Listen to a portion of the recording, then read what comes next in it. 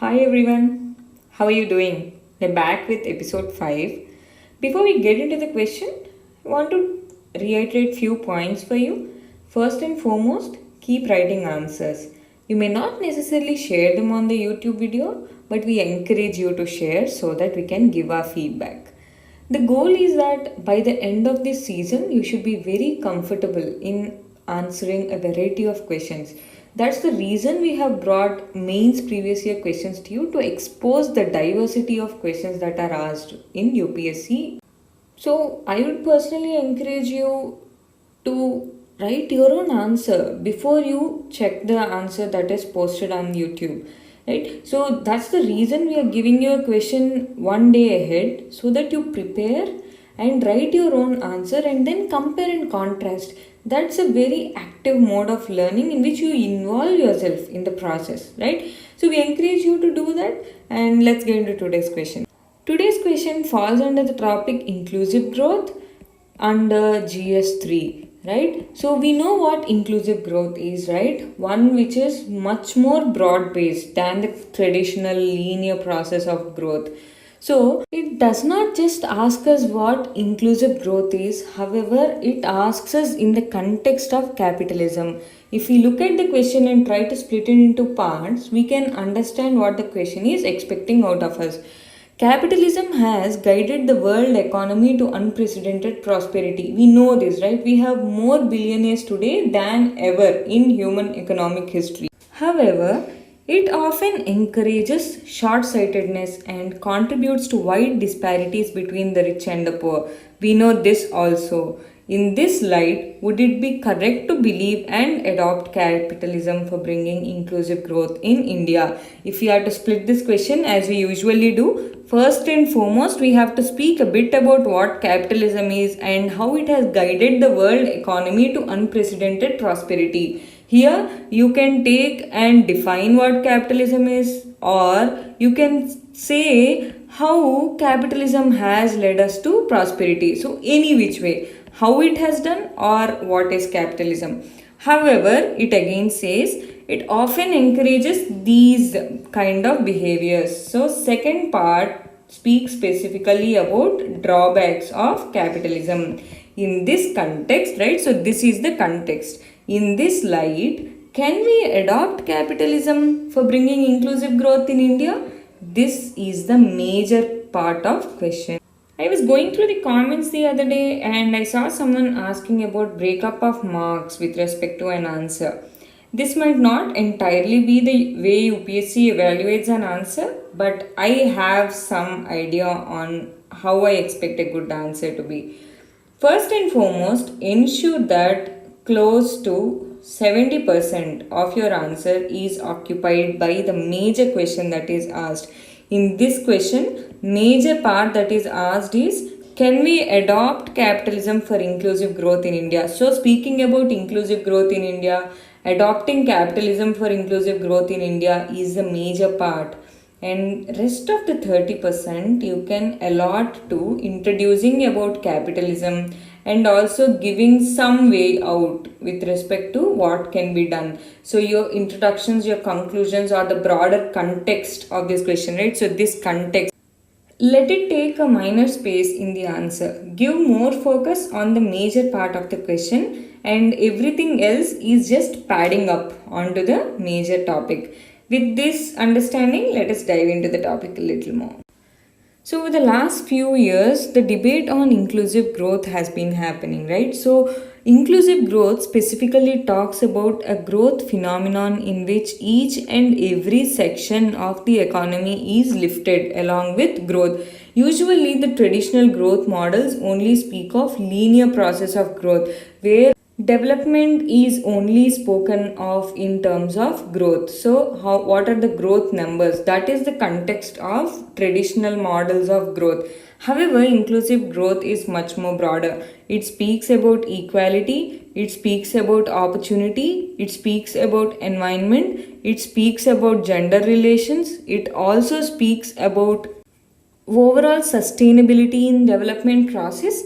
And all of this banks on elimination of poverty, extreme poverty, hunger, and other such maladies in the society. This is what inclusive growth speaks about, which is much more broader and does not just confine to growth percentage. Now comes the context, that is capitalism. So this is our goal. We want to achieve this state where poverty is eliminated, extreme form of hunger is eliminated, there is equality, economic, social, sufficient opportunity, good employment, sustainable development and environment, gender inequalities are eliminated. We want to achieve all these goals. Now the question asks, can capitalism fulfill these ideals with respect to India? We know what capitalism is, right? So capitalism believes in private ownership. It believes that if someone works for his own self, then that leads to all-round welfare in society.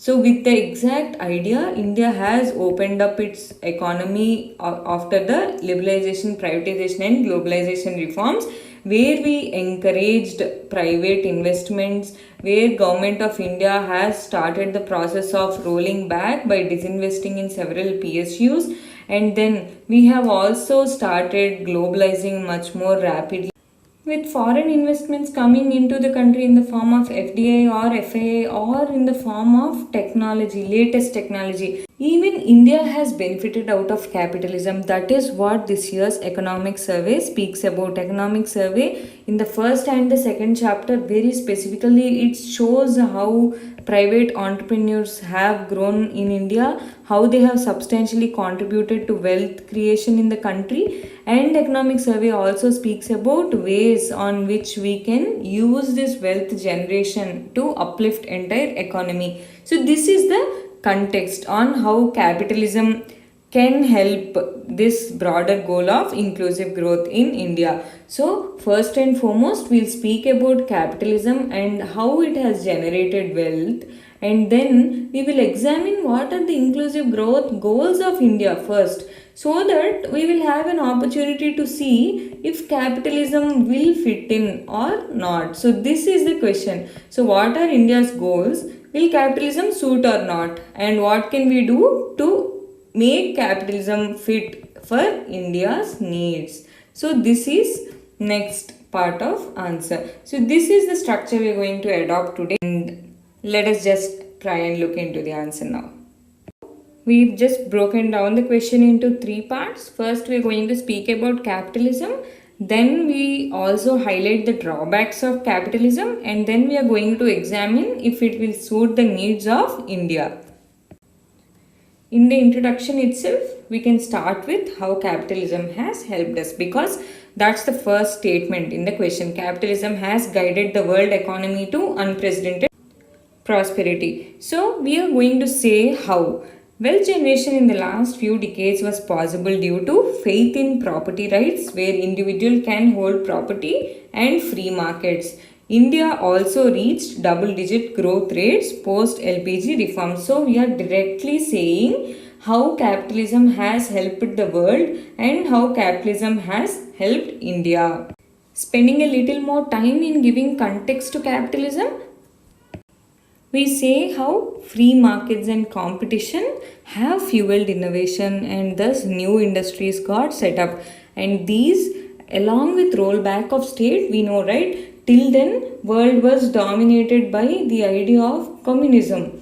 So communism believed in state control over resources, state ownership. However, capitalism professed the idea of private property. So rollback of state has also led to efficiency in resources. So all the resources that are spent on running sick PSUs can now be diverted on encouraging new investments, on encouraging private innovation, right? So government's resources are thus saved to be spent much more efficiently.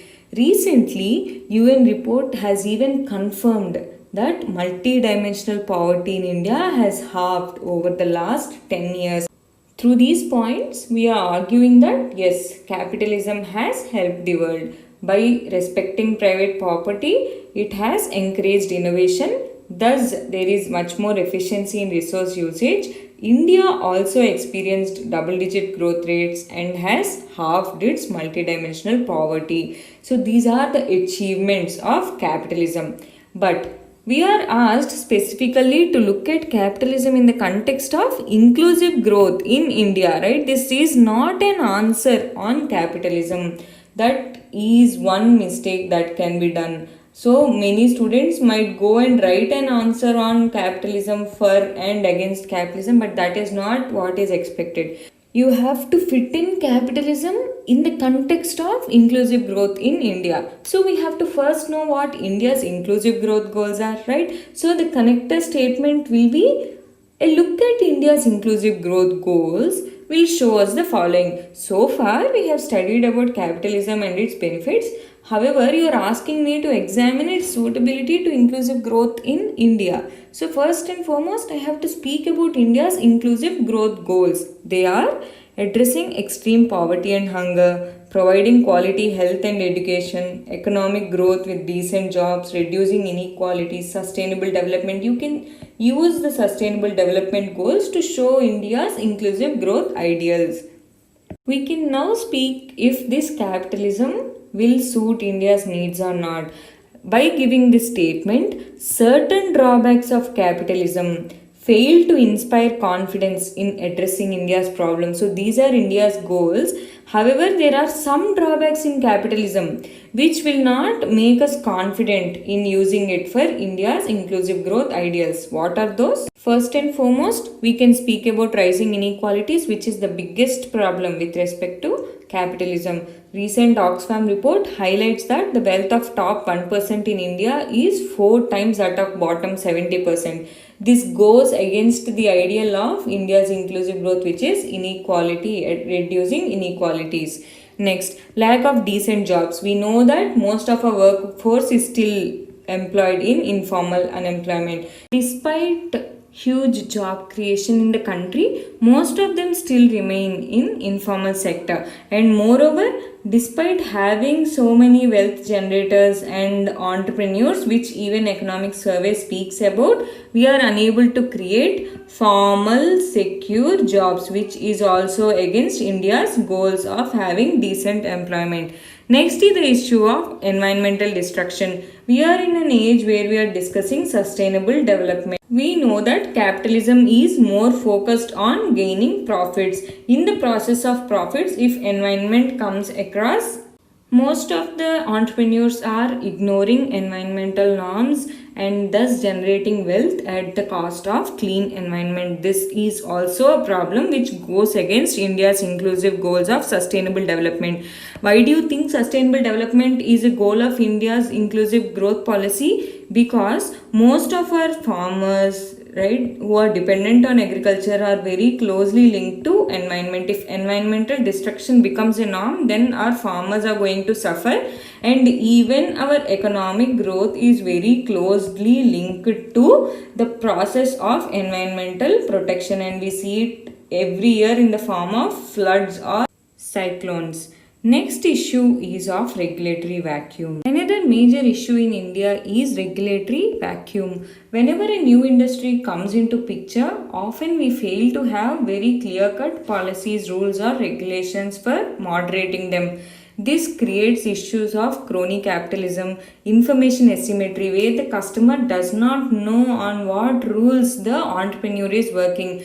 And there is lots of nepotism and corruption also, which broadly destroys the free market space in the country. So all these issues do not inspire confidence in capitalism to resolve the problems of India.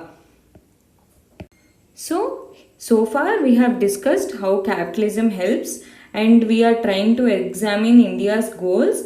However, we said that capitalism's drawbacks does not make it suitable for India's goals. Now we are saying, despite the drawbacks, India can rework its way with capitalism. How can we do that? Economic Survey 2019 has given us so many suggestions on how we can use the invisible hand, right? Invisible hand, which is a theory which is proposed by Adam Smith and inspires modern capitalism. How we can use this to create more wealth in the country. He says that enabling equal opportunity for new entrepreneurs by giving them support and focusing on labor intensive manufacturing, thus not concentrating wealth in few hands, and also correcting market failures which we have discussed, which are happening due to regulatory vacuum in the market. So correcting such failures and making business accountable for its outcomes will also help in suiting capitalism for India's needs. And then invest in social infrastructure by skilling our youth, providing sufficient health and education, and as Thomas Piketty suggests, wealth tax will also equalize opportunities. So taxing on the very highly rich people so that the intergenerational